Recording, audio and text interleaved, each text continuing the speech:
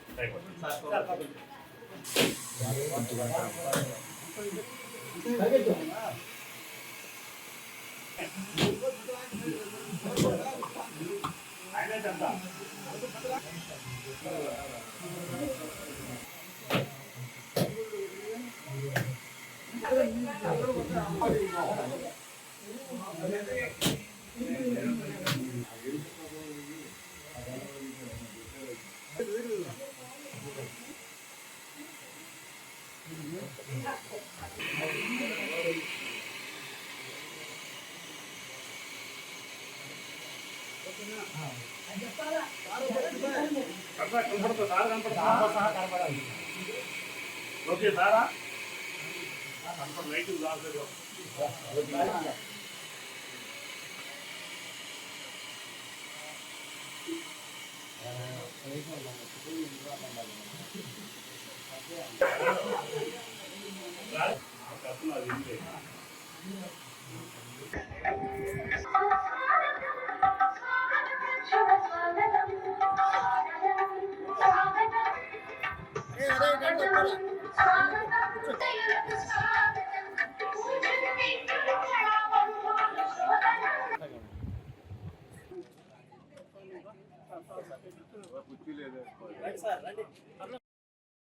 Light చెప్పాలి. మనం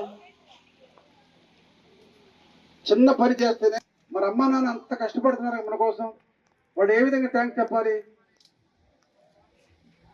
మనం బాగా చదువుకొని మంచి మార్కులు వచ్చి మంచి పిల్లలు అని చెప్పని ఎప్పుడైతే టీచర్లు కానీ ఊళ్ళో పెద్దోళ్ళు కానీ మీ పిల్ల చాలా మంచివాళ్ళు బాగా చదువుకున్నారంటే అమ్మా నాన్నకి సంతోషపడతారు.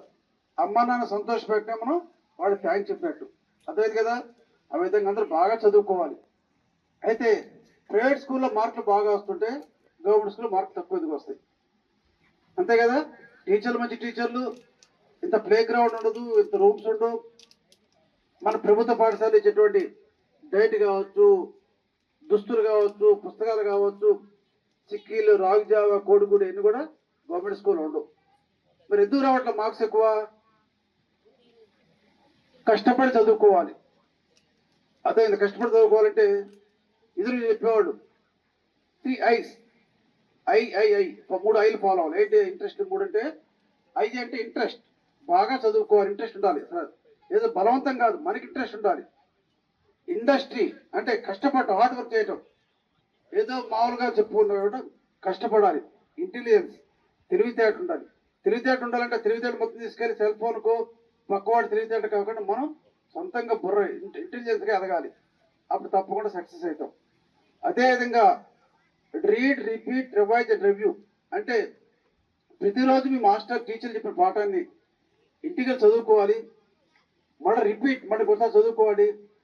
Review and read, repeat, review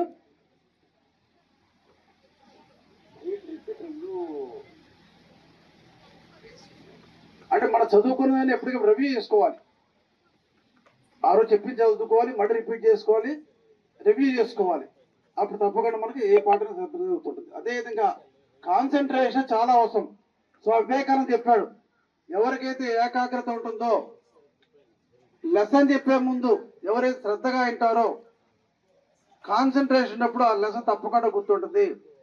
అంటే చదివే కాదు, ఏ విషయమైనా సరే ఏకాగ్రత ఉంటే విజయం సాధించవచ్చు అని వివేకానంద మాట మనందరం కూడా, ప్రతి ఒక్కళ్ళు కూడా శ్రద్ధతో ఏకాగ్రతతో కష్టపడి చదువుకుంటే తప్పకుండా మంచి మార్కులు, మంచి భవిష్యత్తు ఉంటుంది.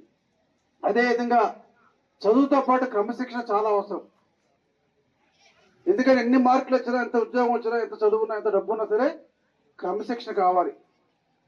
అంటే మనసా వాచ కర్మేణ తెలుసా? మనసా వాచ కర్మేణ అంటే మనస్సు అంటే మన ఆలోచన కానీ, వాచ మాట్లాడే మాట కానీ, కరమైన చేసే పని కానీ అన్ని కూడా మంచిగా మంచి ఆలోచన రావాలి, మంచి మాటలు మాట్లాడాలి, మంచి పనులు చేయాలి. మనసా వాచ కరమైన ఎవరైతే నిజాయితీగా ధర్మంగా ఉంటారో వాళ్ళకి మంచి భవిష్యత్తు ఉందని చెప్పి పెద్ద చెప్తారు.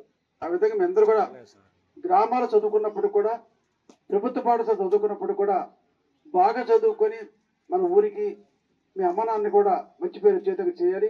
అదేవిధంగా మనం చూస్తా ఉన్నాం, గ్రామాల్లో కూడా ప్రభుత్వ పాఠశాలలో ఆడపిల్లలు ఎక్కువ మంది ఉన్నారు, మగపిల్లలు తక్కువ మంది ఉంటారు. ఇందాక టీచర్తో మాట్లాడినప్పుడు ప్రతివాడు ఏంటంటే